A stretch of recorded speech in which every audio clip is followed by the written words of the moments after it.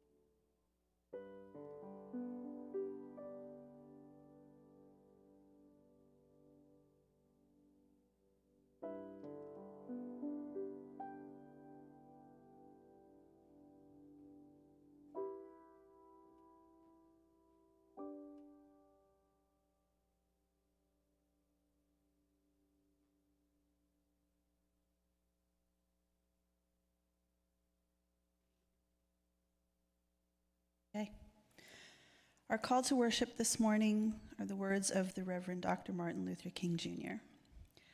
Faith is taking the first step, even when you can't see the whole staircase. If we have any kids here today, we invite them to come up and help us with the chalice lighting. No little guys, huh? All righty. Oh, we do. There you are, Sigrid. You gonna come help me?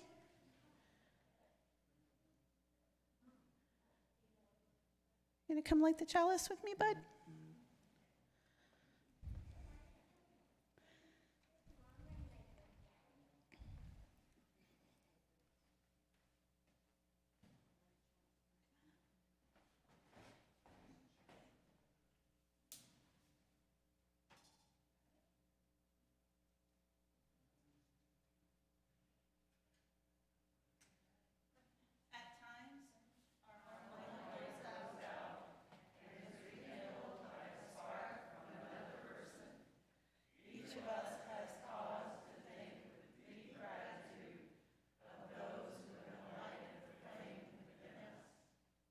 Thank you.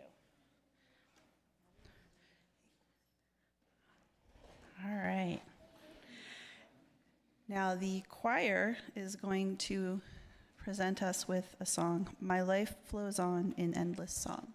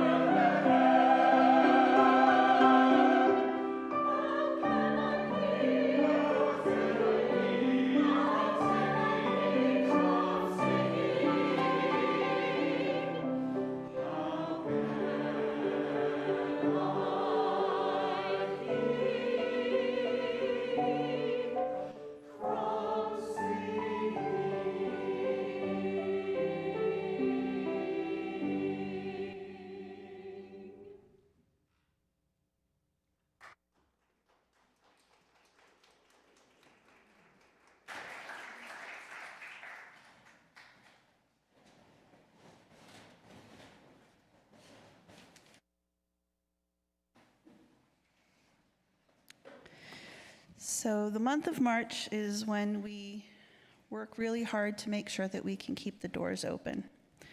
And so every week we ask a member of our congregation to come up here and tell you why they think it's important to pledge. So today our stewardship moment is brought to us by Jennifer Larson.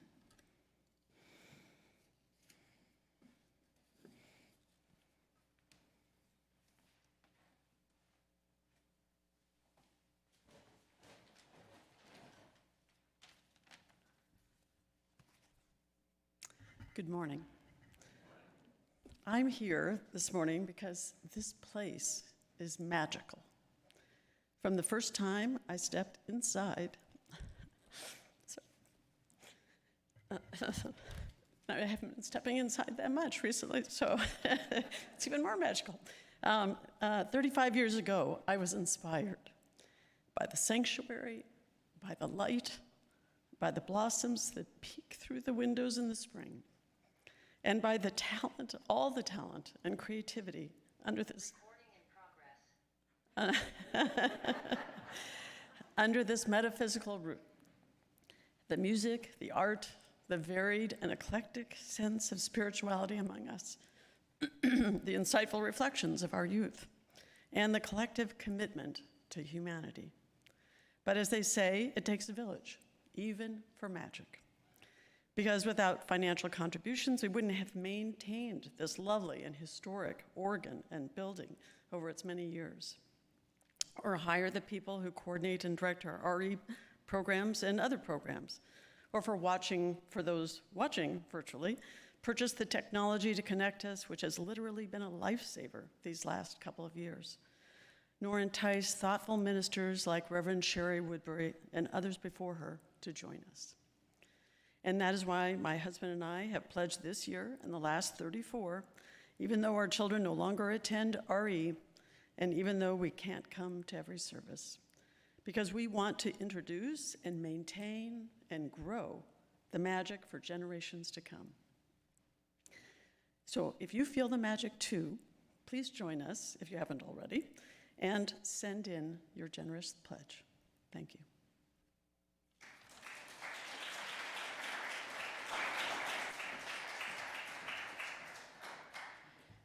Thank you, Jennifer. Each week, we share the joys and concerns of the people here. We either have them sent in ahead of time, which I didn't get told that we had any ahead of time, so if you sent one in and I don't have it, I'll get you next week. There's also forms at the back that you can fill out at the beginning of service and bring up, and we invite those at home to put them in on the chat, and I will read them if they pop up. We did get one that came in at the beginning of service. Ryan and Bethany Cook, today is their 19th anniversary of their first date. So, yay, happy anniversary. And if you've been around for the last couple of years, you've seen the result of that with Raven running around, smiling at everybody. Let's see. Mary Kay Peters is letting everybody know that she is happy to be attending the in-person cups ritual tonight at church. And we'll give a few minutes to see if anybody else pops up on the chat. Douglas is so happy that Reverend Sherry is finally being installed. Yay. April 2nd, we'll be bringing that up in the announcements too, but for any of you who want to know ahead of time. I would also like to share a joy. In a couple of weeks, I will be heading back east again to spend spring break with my 4 grandchildren. I'm excited because for a change, I get to just be meme and spoil them rotten and then send them back to their parents. Okay. Looks like that's all we have for today.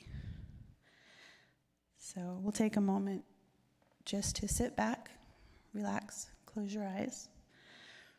We're going to spend a little bit of time in reflection. I'm going to read a poem called First Lesson by Philip Booth, followed by some silence to keep in your heart those joys and concerns that you may not wish to share. Lie back, daughter. Let your head be tipped back in the cup of my hand. Gently, and I will hold you. Spread your arms wide, lie out on the stream, and look high at the gulls. A dead man's float is face down. You will dive and swim soon enough where this tide water ebbs to the sea. Daughter, believe me, when you tire on the long thrash to your island, lie up and survive. As you float now where I held you and let go, Remember, when fear cramps your heart, what I told you. Lie gently and wide to the light, year stars, lie back, and the sea will hold you. Silence.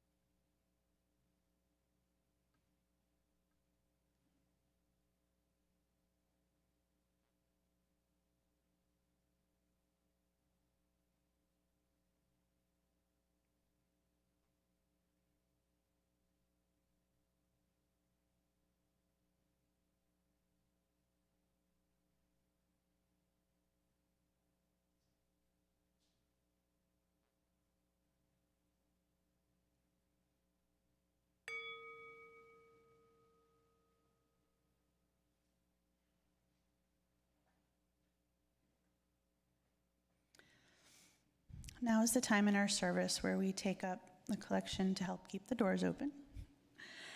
Each month, one half of the loose currency in the offering plate is donated to a cause with a local presence that advances the important principles of Unitarian Universalism.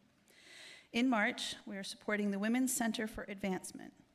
The WCA assists anyone in the Omaha area who is experiencing domestic violence, sexual assault, stalking, or human trafficking. For those in the sanctuary, the ushers will pass the offering baskets, so you can remain seated. And for those of you online, there'll be a donation link in the chat. And again, we're going to be entertained by Jay while we take up our collection.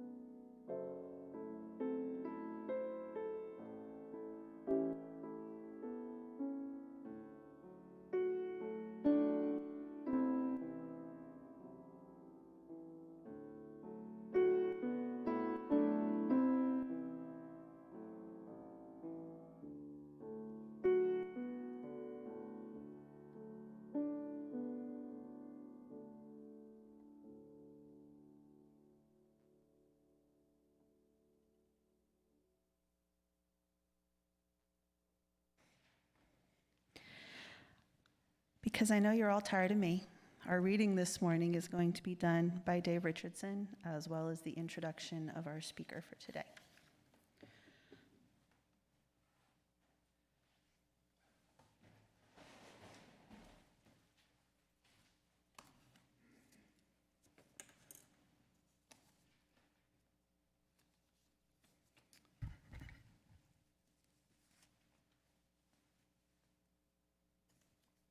The reading this morning comes from Reverend Parisa Parsa. She is the executive director of the Public Conversations Project of the Unitarian Universalist Association. It consists of a reflection on our fifth principle. We have 7 of them. The fifth principle reads, "The right of conscience and the use of the democratic process within our congregations and in society at large." Her remarks on that fifth principle. In our religious lives, the democratic process requires trust in the development of each individual conscience, a belief that such development is possible for each of us, as well as a commitment to cultivate our own conscience. We could call it a commitment to the value of each person. In the words of the famous 19th century Unitarian minister, Theodore Parker, democracy means not, I am as good as you are, but rather, you are as good as I am. My connection with the sacred is only as precious as my willingness to acknowledge the same connection in others. Our speaker today is not baby yoga, as you may have been led to believe, but we'll be keeping a watchful eye on all of us. Actually, our speaker today is Senator John Cavanaugh. We're pleased and honored to have the senator here as our guest speaker. John Cavanaugh represents Legislative District 9. It's the district that contains much of Midtown and Central Omaha. If you're not familiar with the boundaries here, it runs roughly from I-480 on the east to 72nd Street on the west. A number of well-known Omaha neighborhoods are involved in, contained in LD9. Gifford Park, the Ford Birthplace, Field Club, Midtown Crossing, Morton Meadows, Blackstone, Dundee, Elmwood Park, and Exarban. It also includes UNO, Creighton, and Nebraska Medicine, and of course, First Unitarian Church. Senator Cavanaugh was born October 6, 1980 in Omaha. He's a graduate of Creighton Prep and the Catholic University of America, where he received his bachelor's degree in 2003. He earned his law degree at the Vermont Law School and also an MA in environmental policy in 2011. He is married to Kathleen McGill. They have 4 children, Evelyn, Jack, Lucy, and William. Public service runs in his family. His grandfather, his father, 2 uncles, and of course his sister, State Senator Michaela Cavanaugh, have held or currently hold elective positions in our county and city and have been in Congress. Senator Cavanaugh previously served as Douglas County Assistant Public Defender. He has been a strong advocate for criminal justice reform, the environment, and social justice issues. Please welcome Senator John Cavanaugh. We are pleased to have you with us.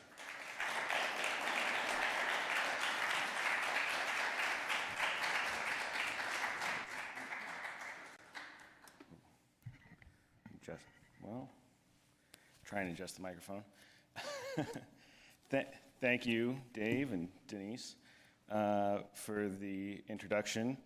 I have prepared remarks, but forgive me if I divert from them a little bit. I'm a better speaker than I am a writer. So it's an honor to be here and to speak to the First Unitarian Church of Omaha, and of course to share the pulpit with Grogu, who I was sitting here thinking about why everybody likes Grogu so much. Baby Yoda is another term for him. And of course, Grogu is cute, but is a personification of possibility. I think that if you're a Star Wars fan, it's a powerful figure and presents a great possibility for the future of that kind of storytelling. So I do really appreciate being here with him. I have a deep appreciation for the Unitarian Universalists. However, I was raised in a different faith tradition.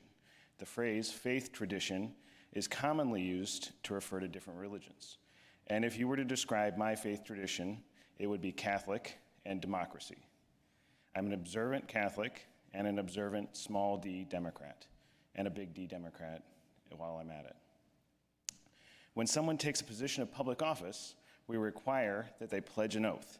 The President of the United States includes, I will faithfully execute the office of President of the United States, and will, to the best of my abilities, preserve, protect, and defend the Constitution. For a United States Senator, it includes, I will bear true faith and allegiance to the same, referring to the Constitution. For all offices of the state of Nebraska, we solemnly swear to bear true faith and allegiance to the Constitution, both of Nebraska and the United States. We also solemnly swear to faithfully and impartially perform our office. So Nebraska doubles down on faith. Faith finds its way into many of our discussions about government. Last year, we heard a lot about the term faithless electors, meaning those elected to cast a vote in the Electoral College who cast their vote for a candidate for president other than the one that won their state. There are but a few times the word faith is used in public spaces. We often talk about full faith and credit of the state when insuring bonds. We talk about many different faith traditions of Americans. Same words, many meanings. I have faith in democracy and those who participate in it. And to explain that, I think it's important that we step back and define what we mean by faith. When we have these sorts of conversations, it's important to have a shared vocabulary. Many would say that faith is to believe without seeing with physical evidence, as demonstrated by the quote from Dr. Martin Luther King today. That was, I think I wrote it down here. Faith is taking the first step when you can't see the whole staircase. To have faith in God means to believe in God without a physical manifestation, at least in the last 2,000 years, upon which to base that belief. So when I say I have faith in democracy, does that mean that I believe in democracy without evidence? We must discuss the origin of the word to get to its deeper meaning. Faith is derived from the Latin word fides. Fides is the name of the Roman goddess of honor and of keeping one's word. So when she was the patron of the diplomatic relations. Her temple was on the Roman Capitol Hill near the Senate itself. It's believed that senators would use the temple as a place to sign treaties. And by the way, her symbol is an ear of corn, or one of her symbols. Roman gods and goddesses were often the personification of ideals. In this case, the ideal of fidelity, or fides, fidelity and faith have the same origin. The word fides finds its way into our language in many ways. Fidelity, which has been used for marriages, image quality, sound quality, thinking of hi-fi, bona fides, which means good intentions, but we also use it to mean qualifications. We ask for an expert bona fides before we accept their opinion. Fides is always as between two or more persons. It's a relationship. Fides is not just a personal belief. It is but a two-way street. Faith is the same. When the president swears to faithfully execute the office, or a United States senator swears to bear true faith and allegiance, that means they're undertaking the office as a public trust and do so with the consent of the people. The president is wielding power, executing for the other individuals in that bargain. The senators swearing to carry out the duties in the best interest of the people to whom they make that pledge. The Nebraska oath of office has both of these statements. We swear to faithfully execute, to be faithful in our execution and toward the Constitution, and I take both of these pledges seriously. The question is, why do I have faith in government, and why should you? We have seen our elected representatives pursue their own interests and use the powers of government for personal gain. We saw at the insurrection on January 6th in response to one such faithless elected official. But faith is not just a belief in the goodness of things. Faith in government or democracy does not mean it will always be perfect. It means a commitment to being part of the pursuit of perfection. When someone makes an oath swearing to faithfully execute the office, they are but one side of the agreement. The other side is the people. The poem, O Pioneers, by Walt Whitman comes to mind. I won't read the whole thing, but there's a part that says, "Have the elder races halted? Do they droop and end their lesson, wearied over the beyond the seas? We take up the task eternal, and the burden and the lesson. O pioneers, O pioneers." Fides is the ideal of honor of keeping one's word. Faith is aspirational. We may not always meet the ideal, but we continue to pursue it. We take up the task eternal. We keep the faith. And so I appreciate being invited here. Those are my prepared remarks. I appreciated it for a number of reasons. This is going to bug me. It gave me an opportunity to think. I talked to Dave about what the conversations we're having here are, and I don't know if he said it in passing or if this was the conversation that you're interested in, but it is about faith and democracy and the idea that we talk about faith as a religious sense, and we talk about it not in these other contexts, although we put it in so many places. And so I started looking and thinking about this. And so the opportunity to come speak here gave me the opportunity to think through this idea. And when we say that we have faith in democracy and we have faith in government and we put faith into these documents, it is not that type of faith that we've talked about, where it is a belief in the goodness and a belief in without seeing, that blind form of faith. But faith has to do with commitment. It has to do with that's why the origin of the word is important, that it comes from fidelity. It comes from the ideal of honoring one's word. And that's why we put it into our oaths, and that's why it is important that those of us who are not taking the oath carry with us the burden of that faith, because it is a burden, right? A relationship, though, bears fruit. It is helpful. It is reciprocal. We all get something out of it. But in all relationships, we all have an obligation that we bring to that. And so I have faith and continue to have faith in the goodness of our government, from both and the function of our democracy, out of not just the belief that I do think that we do good and we can do good and we can do more, we can do better, and we continue to strive for that. But we will only do that if we hold ourselves accountable, and everyone does that. And so people who are sometimes losing the faith, as we would say it in that sense, need to be reassured that the product that you would like to see is as a result of our mutual engagement and continued commitment to each other.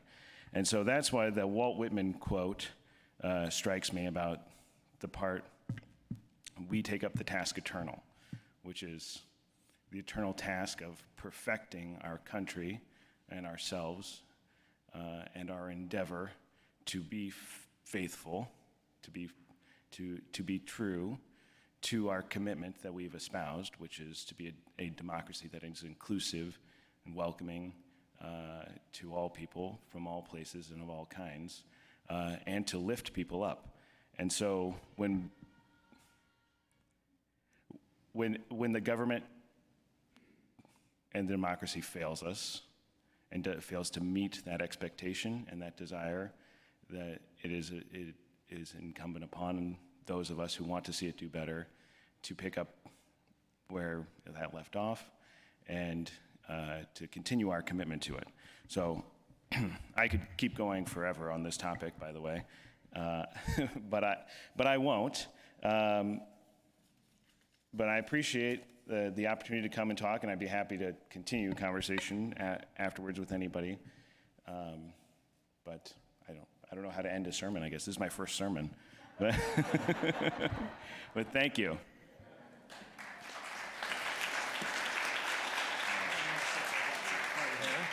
trying to find my mask. I put my mask in one of these pockets. There it is. Really have something back here. There it is. This is for you. It's a copy of our church history. The cover has a picture by the noted local artist, Alan Tubac. So if you don't like what's in it, judge the book by its cover, please. Oh, thank you. You bet, John. Thanks.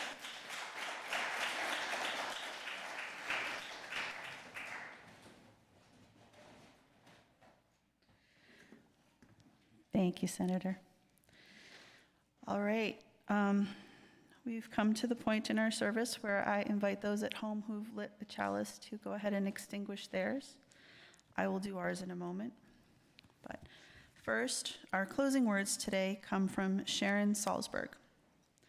Faith is a willingness to take the next step, to see the unknown as an adventure, to launch a journey. So as we listen to Jay play our final song, I invite you to be willing to take that next step, to walk into the future with faith in our new adventures.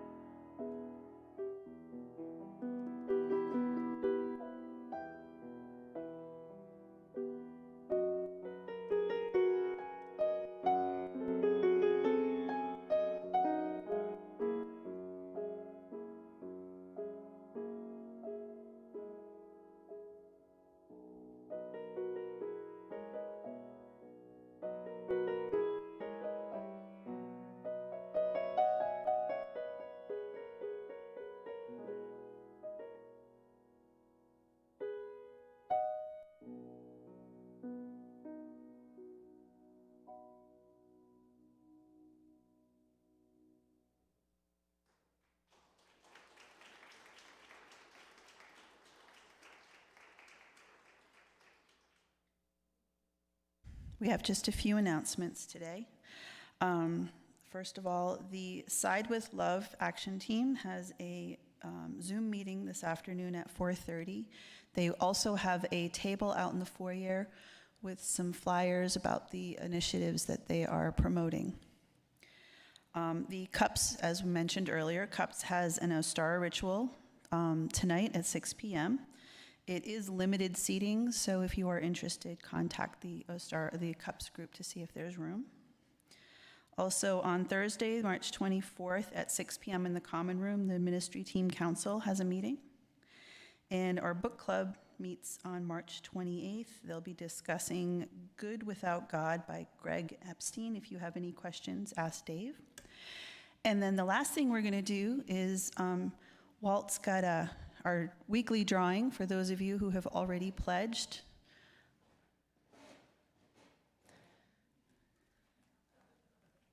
Oh, and also, Carolyn McNamara asked me to announce that there will be coffee in the garden after the service, because it's a nice day out there. So we were going to do coffee hour outside. So this is our weekly drawing for those who have pledged so far to